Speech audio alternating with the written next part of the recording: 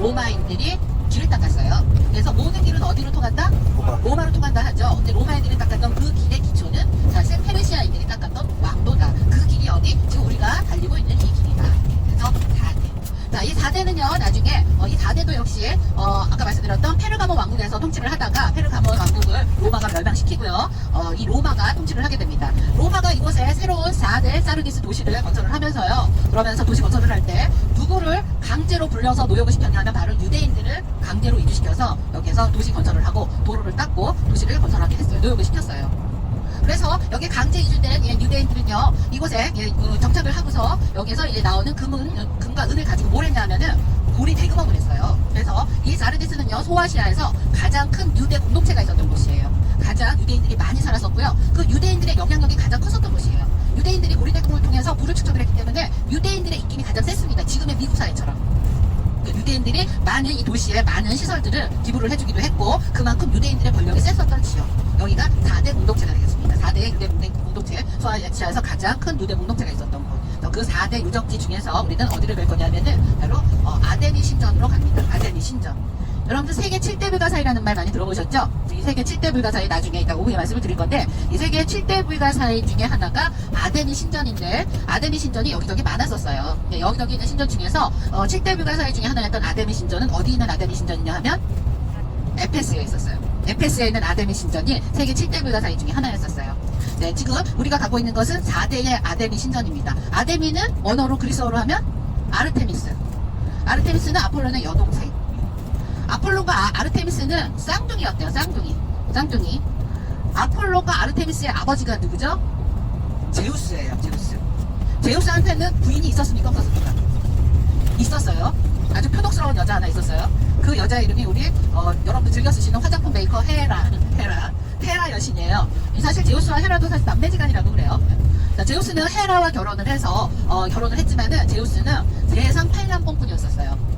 제우스는 바람을 피면서 나는 신들의 아버지이자 인간들의 아버지이다. 따라서 나는 자식을 많이 낳아서 우리 신들을 섬기는 인간들을 많이 낳아야 된다. 이러면서 바람을 폈대요. 수도 없이 바람을 폈는데 그 중에 이 레아라고 하는 요정이 있었어요. 레아라고 하는 요정이 있었는데 이 제우스가 레아와 바람을 펴요. 바람을 폈는데 제우스의 아내인 헤라는요, 신성한 결혼을 수호하는 여신이에요. 그래서 이 누구든지 불륜을 저지르면은 뒷달같이 달려가서 벌을 주는 여신이에요. 남편이 바람 피는 것도 가만두지 않았어요. 그래서 남편이 레아와 바람 피는 현장을 찾아갑니다. 찾아가는데 이 제우스는 황급히 레아를 어떻게 했냐면은 백조로 둔갑시켜서 도망을 가게 했어요. 백조로. 그래서 백조가 난 이 레아는요, 도망가서 둥지를 트게 되는데 이미 제우스의 아이를 베게 되었어요. 그리고 얼마 있다가 이 백조 레아는 알을 낳게 됩니다. 예. 알을 낳았는데 그 알에서 태어난 쌍둥이가 바로 남자아이 하나, 여자아이 하나. 그 남자아이가 바로 태양의 신, 그리고 의학의 신, 정술의 신 아폴론. 아폴론의 여동생. 태양이 있으면 뭐가 있습니까? 달이 있죠. 아폴론의 여동생, 이게 바로 아르테미스. 로마인들은 이 아르테미스를 다이아나라고 했어요. 다이아나, 아르테미스 다 달의 여신이에요. 그리스 신화에 나오는 아르테미스 여신은요, 사냥의 여신이에요. 사냥의 여신, 그리고 달의 여신. 그리스인들이 생각하는 이 달은요, 화수분. 뭐 영원히 사라지지 않고, 그리고 때가 되면 다시 불룩하게 차오르는 풍요의 원천으로 생각했어요. 그래서 그리스인들이 기원전 10세기부터 아나톨리아로 들어오면서 아나톨리아에 원래부터 숭배됐던 땅의 여신이 있다고 말씀드렸죠? 키벨레라고 하는.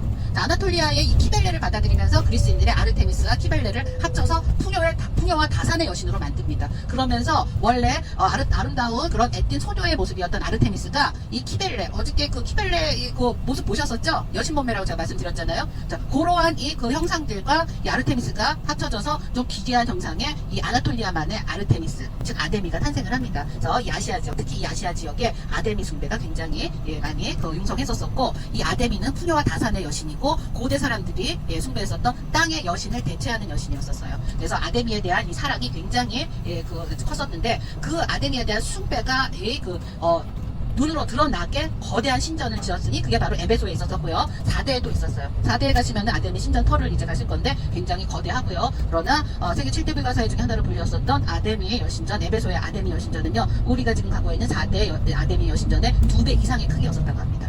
그래서 4대의 아데미 신전 향하도록 하겠습니다. 자유시민임을 상징하는 표시로 썼던 모자래요. 붉은색 모자. 근데 이 자유시민을 상징하는 이 그 붉은색 이 모자가, 삼각형 모양의 이 모자가 로마 시대까지도 유행이 되었다고 그래요. 그래서 자유민들이 쓰는 모자로 알려져 있대요. 그래서 이 그 모자가 유럽에는 이 프리기아 모자라고 불리우면서 나중에 프랑스 혁명 때 있죠. 프랑스 혁명 때 자유를 외치면서, 자유민주를 외치면서 프랑스 혁명 때 그 혁명대들이 그 모자를 즐겨 썼다는 거예요. 그래서 이 프리기아, 빨간색 프리기아 모자는 유럽에서 자유를 상징을 해요. 그래서 프랑스 파리 올림픽의 마스코트가 되었고요. 이 프리기아 모자를 쓴 대표적인 사람이라기보다 대구대기 스머프의 파파 스머프 아시죠? 이 파파 스머프가 쓴 그 모자가, 그 빨간 모자가 프리기아 모자예요. 그 프리기아 모자, 파리 올림픽의 마스코트가 되었던 프리기아 모자가 나온 것이 바로 이 지역, 프리기아 왕국이 통치를 하던 이 지역입니다. 그 북갈라디아 지방에서부터 이 아시아 지역까지 넓은 땅을 통치했었던 것이 마이다스 왕의 프리기아 왕국. 우리 성경책에는 브리기아라고 나옵니다. 여러분 지금 한시 방향을 보시면은, 여러분 저거는 이제 복원된 건물인데, 저 건물은 이 바로 이 4대의 5세기경에 세워진 실내 체육관을 복원해 놓은 겁니다. 그리고 지금 10시 방향, 지금 우리 왼편에 지나가고 있는데, 요 하얀 그 돔 지붕 아래 보면은 옛날 건물이 있어요. 옛날 유적 건물이 있어요. 둥그런 건물. 요게 4대의 중심이 되었던 4대의 주교회예요. 지금 아직 발굴 중입니다. 얼마 안 있으면은 여기를 들어가 볼 수 있을 텐데, 지금은 현재 조사 발굴 중이라서 지금 들어가 볼 수는 없고요. 이 4대의 교회. 그래서 이 4대 유적지가, 우리는 지금 아데미 신전으로 가고 있지만은, 이 4대 유적지는 이 일대에 넓게 이렇게 부과되어 있었어요.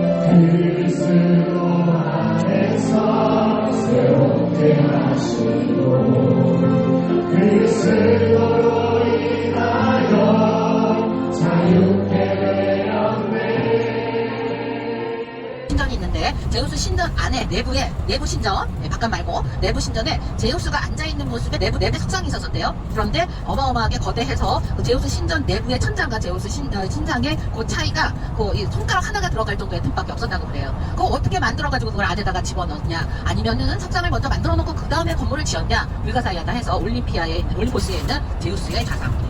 그리고 이 에게의 섬 중에 로도스라고 하는 섬이 있어요. 이 로도스 이 섬에 가면은 이 로도스 섬 항구를 지키고 있었던 거대한 태양신 아폴론 전의 신이 헬리오스예요. 태양신 헬리오스의 청동 거상이 있었대요.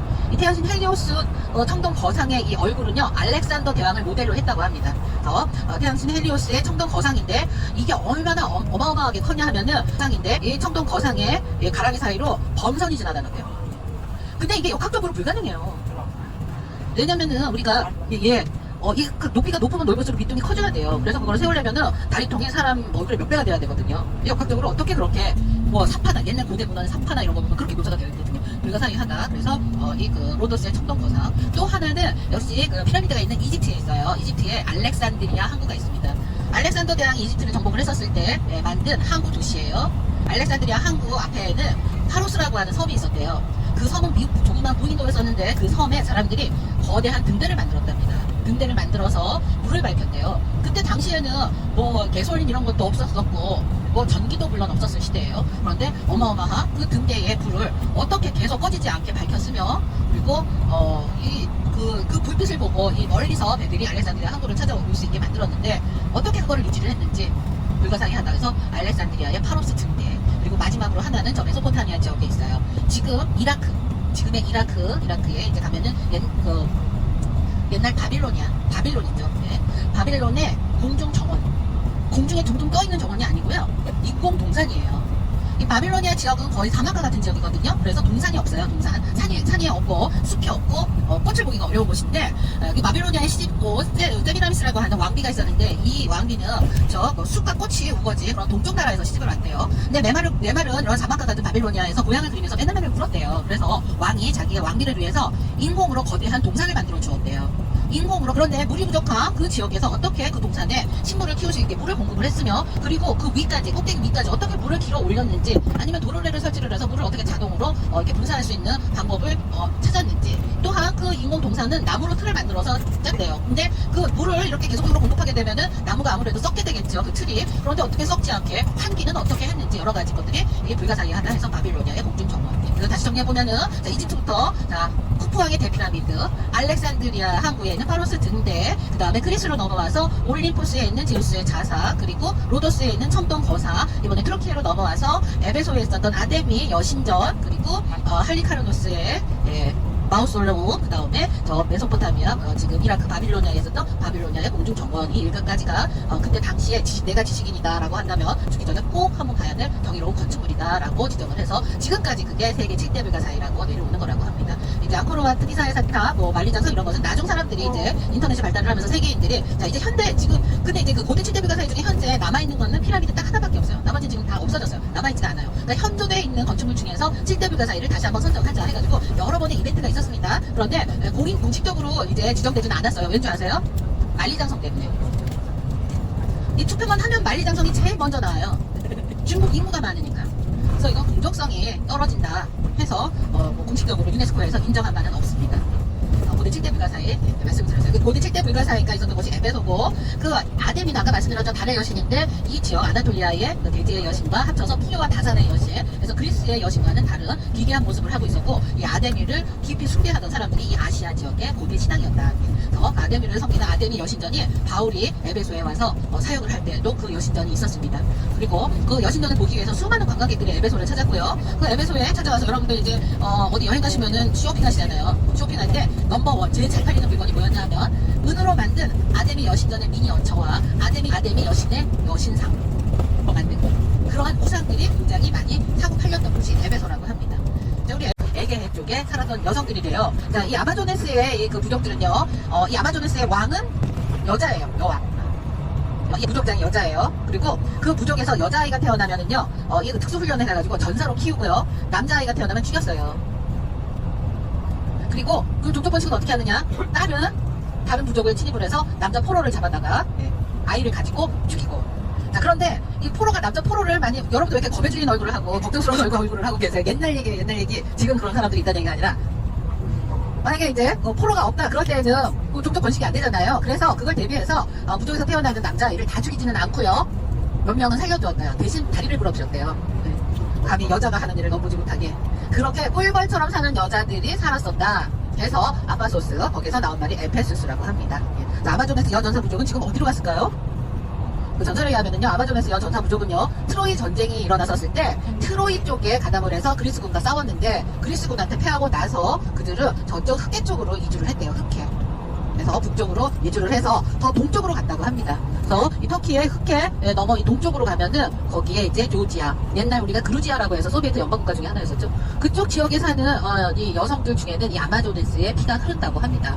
제가 이제 조지아에 가서 이렇게 보니까요, 조지아는 그 나라도 하도 뭐 이게 침입자가 많고 전쟁이 많아서 그쪽만 나라가 좀 역사가 좀 저기한데 이 재밌는 거는 우리가 보통 모든 나라가 이제 엄마 아빠 이런 얘기가 있고요. 뭐 그리고 이제 엄마를 보통 이제 애들이 엄마라는 말 하기 전에 맘마 마마부터 시작하잖아요. 그래서 영어로 엄마를 맘마라고 하잖아요. 맘마.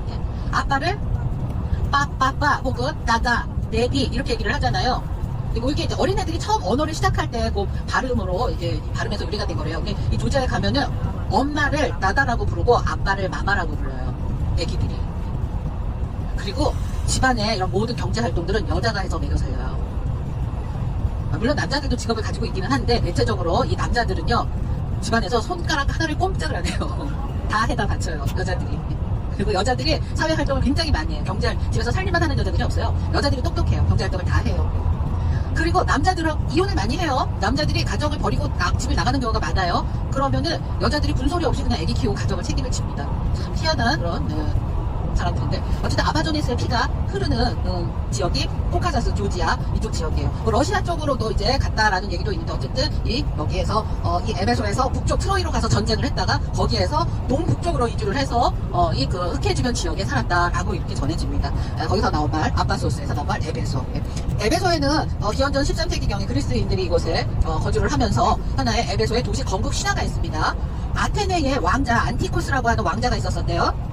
근데 그 그리스에서는 이 왕자들 중에 한 사람이 왕에 선출이 되잖아요. 그럼 그의 형제들이나 이런 친척들 되는 남자들은 죽임을 당하거나 추방을 당했어요. 자기들만의 이런 도시를 또 딴 데 가서 개척을 해야 돼요. 그래서 안티코스는 왕으로 선출이 되지를 못했고 그래서 자기 자신들만의 도시를 개척하기 위해서 어디로 갔느냐? 델피에 있는 그 아폴론 신전에 가서 식탁 의뢰를 했대요.